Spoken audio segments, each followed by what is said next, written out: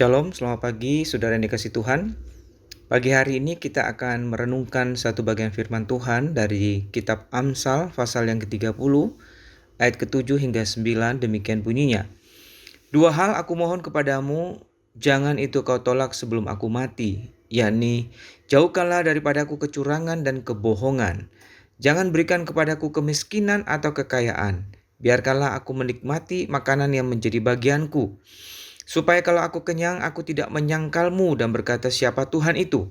Atau kalau aku miskin, aku mencuri dan mencemarkan nama Allahku. Saudara, kita mungkin pernah melihat ada orang yang hidupnya berubah menjadi sukses, lalu kemudian dia pun berubah sikapnya menjadi angkuh dan bahkan melupakan Tuhan.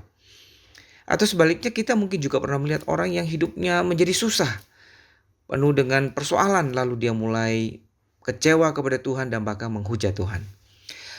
Amsal ini berisi nasihat untuk menyikapi kedua sikap ini, baik itu kemakmuran ataupun kesukaran hidup.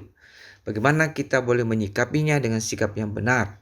Ada dua hal yang diminta oleh penulis Amsal. Yang pertama, supaya pada saat dia kenyang ataupun makmur, ia tidak melupakan Tuhan. Dan kedua, pada saat dia miskin ataupun susah, dia tidak berbuat dosa sehingga mencemarkan nama Tuhan. Tetapi bagaimana kita dapat terhindar dari kedua sikap yang buruk ini? Nah, penulis Amsal dengan bijak mengakui bahwa dia butuh pertolongan Tuhan, dia butuh anugerah dan kekuatan dari Tuhan untuk hidup benar.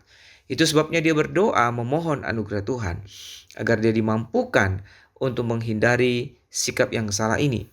Nah, oleh anugerah Tuhan dia dapat hidup sesuai dengan kehendak Allah, yakni saat dia kenyang dan hidup berkecukupan, ia tetap mengingat dari mana semuanya itu berasal dan bersyukur kepada Tuhan atasnya.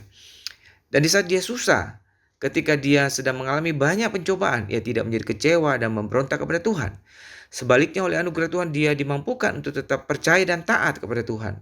Dan dengan pertolongan Tuhan dia tetap menaruh harapannya pada Tuhan, sehingga hidupnya tetap dapat memuliakan Tuhan. Orang bijak paham bahwa dia harus menyikapi kondisi hidup apapun dengan sikap yang benar dan tetap bersandar pada Tuhan. Dan orang bijak yang beriman sadar dia butuh anugerah Tuhan untuk dapat hidup seperti itu, hidup benar seperti itu. Karena hanya dengan bersandar pada Tuhan, kita akan dimampukan untuk hidup benar dan bijak. Amin.